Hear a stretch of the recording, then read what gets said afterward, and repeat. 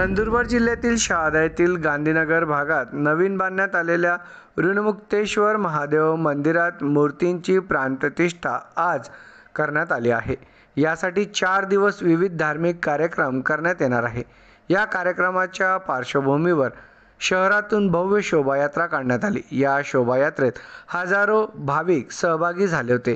4 दिवस या ठिकाणी विविध धार्मिक कार्यक्रमांचं आयोजन करण्यात आले असल्याची माहिती ऋणमुक्तेश्वर महादेव मंदिराच्या ट्रस्टींनी सांगितली आहे। गांधीनगरमधील श्री ऋणमुक्तेश्वर महादेव मंदिराच्या शोभायात्रेत आज रामेश्वर मंदिरापासून प्रारंभ झाला।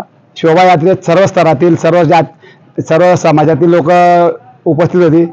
या मंदिराला बांधकामासाठी शहादा शहरातील अनेक दातुशल व्यक्तींनी भरभरून दान दिले आणि हे मंदिर अवघ्या 1.5 वर्षात उभं राहिलं। आजची शोभायात्रा ही अविस्मरणीय आणि हर्षोल्लास साजरी झाली।